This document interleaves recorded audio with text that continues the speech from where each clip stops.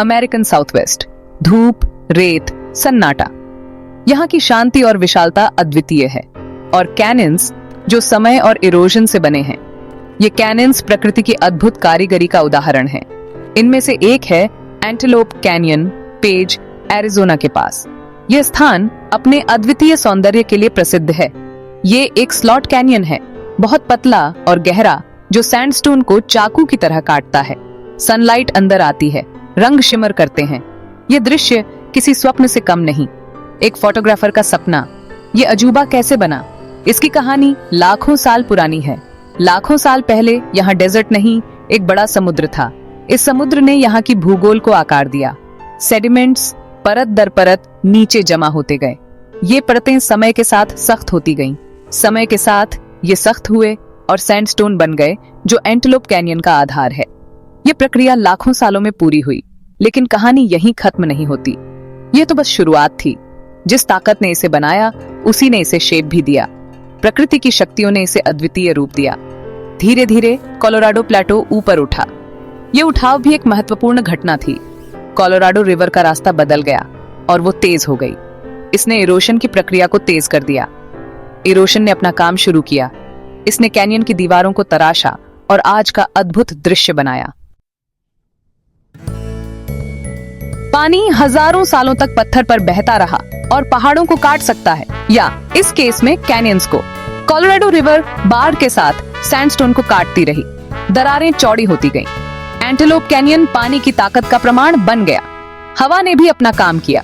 रेत के कण हवा से उड़ते हुए सैंडपेपर की तरह काम करते थे, कैनियन की दीवारों को चिकना बनाते हुए। नतीजा, फ्लोइंग, लगभग ऑर्गेनिक शेप्स, कर्व्स और अंडुलेशंस। जमीन के नीचे एक खूबसूरत दुनिया। ये धीमा इरोजन आज भी चल रहा है। हर बार हर हवा का झोंका कैनियन के रूप को बदलता है। एक रिमाइंडर कि नेचर का काम कभी खत्म नहीं होता।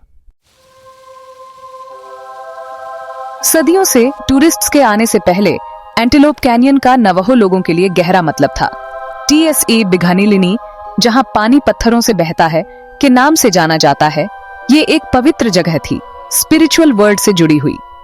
कैनियन सिर्फ स्पिरिचुअल नहीं था, इसकी दीवारों ने डेजर्ट के मौसम से रक्षा की, जानवरों के लिए चारागाह, सूखे के समय में पानी का स्रोत। एंटेलोप कैनियन नावाहो जीवन का हिस्सा था। कैनियन का नाम भी इससे जुड़ा है। कहानी है कि प्रोंगहॉर्न एंटेलोप के झुंड यहाँ घूमते थे, इसकी दीवारों में शेल्टर ढूंढते थे, एक सैंक्चुअरी इंसान और जानवरों के लिए। सेक्शन 4, कहानी के दो पहलू। आज एंटेलोप कैनियन दो रूपों में है, एक नेचुरल वंडर और एक टूरिस्ट डेस्टिनेशन। ये दो हिस्सों में बंटा है, अपर एंटेलोप और लोअर एंटेलोप कैनियन। हर एक का अपना अलग कैरेक्टर है। अपर एंटेलोप ज्यादा फेमस है अपने लाइट बीम्स के लिए। सनलाइट ऊपर के संकरे रास्ते से आती है और कैनियन के फ्लोर को रोशन करती है। दुनिया भर के फोटोग्राफर्स इस नजारे को कैप्चर करने आते हैं। लोअर एंटेलोप कम लोग जाते हैं, लेकिन कम इम्प्रेसिव नहीं है। एक लंबा, ज्यादा चैलेंजिंग रास्ता जो विजिटर्स को एडवेंचर का एहसास देता है। संकरा रास्ता जहां थोड़ा स्क्रैम्बलिंग करना पड़ता है, एक्सप्लोरेशन का एहसास बढ़ाता है। सेक्शन 5, कुदरत का कहर। अपनी खूबसूरती के बावजूद एंटेलोप कैनियन उन ताकतों से सुरक्षित नहीं है जिन्होंने इसे बनाया। यह कैनियन, जो अपनी अद्वितीय संरचना और रंगों के लिए प्रसिद्ध है, प्रकृति की शक्तियों के सामने असहाय है। फ्लैश फ्लड्स, डेजर्ट में एक खतरा, इस शांत जगह को पल भर में उग्र बना सकते हैं। ये बाढ़ें अचानक आती हैं और अपने साथ विनाशकारी ताकतें लाती हैं। 12 अगस्त 1957 को एक दुर्घटना हुई। यह दिन हमेशा के लिए कैनियन के इतिहास में दर्ज हो गया। 11 टूरिस्ट्स एक तूफान के बाद कैनियन में घूम रहे थे और फ्लैश फ्लड में फंस गए। वे इस प्राकृतिक आपदा के लिए तैयार नहीं थे। तेज पानी, मलबा और पत्थर बहाते हुए संकरी जगह से बह गया और उनकी जान ले ली। यह घटना एक दर्दनाक यादगार बन गई। इस दुर्घटना ने नेचर की ताकत का एहसास दिलाया। यह हमें याद दिलाता है कि प्रकृति कितनी शक्तिशाली और अप्रत्याशित हो सकती है। आज सख्त सेफ्टी मेजर्स हैं। इन उपायों का उद्देश्य भविष्य में ऐसी घटनाओं को रोकना है। गाइडेड टूर्स बारिश के मौसम में जरूरी हैं, विजिटर्स की सेफ्टी के लिए। ये गाइड्स सुनिश्चित करते हैं कि सभी सुरक्षित रहें। एक रिमाइंडर की खूबसूरती के साथ नेचर का सम्मान करना जरूरी है। हमें हमेशा सतर्क रहना चाहिए और प्रकृति की शक्तियों का सम्मान करना चाहिए। सेक्शन 6 एंटेलोप आज। एंटेलोप कैनियन एक क्रॉसरोड्स पर है। ये एक ऐसा स्थान है जहां प्रकृति की अद्भुत कारीगरी और मानव की जिज्ञासा मिलती है। एक नेचुरल ट्रेजर जो दुनिया भर से विजिटर्स को अट्रैक्ट करता है। हर साल हजारों लोग इसकी सुंदरता को देखने आते हैं, लेकिन इसकी पॉपुलैरिटी एक चैलेंज भी है। अधिक संख्या में विजिटर्स आने से इसके डेलिकेट इकोसिस्टम पर प्रभाव पड़ता है। प्रिजर्वेशन और एक्सेस में बैलेंस कैसे करें?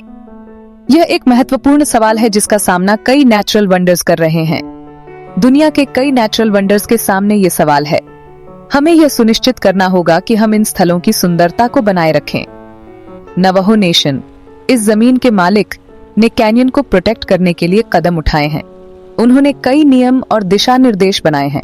लिमिटेड विजिटर्स, गाइडेड टूर्स और स्ट्रिक्ट रेगुलेशन से ह्यूमन इम्पैक्ट कम करने की कोशिश है। यह सुनिश्चित करता है कि कैनियन की सुंदरता बनी रहे। एक डेलिकेट बैलेंसिंग एक्ट, ताकि फ्यूचर जनरेशंस भी एंटेलोप कैनियन का मैजिक देख सकें। यह एक निरंतर प्रयास है। जब आप इसकी दीवारों के बीच खड़े होते हैं, सनलाइट सैंडस्टोन पर पड़ती है, ध्यान से सुनिए। यह एक अद्वितीय अनुभव है। हवा और पानी की आवाज, समय की गूंज, यह हमें प्रकृति की शक्ति और सुंदरता की याद दिलाता है। एंटेलोप कैनियन नेचर की कलाकारी का प्रमाण हमें इसकी खूबसूरती की कदर करने और इसके फ्यूचर को बचाने के लिए कहता है। यह हमारी जिम्मेदारी है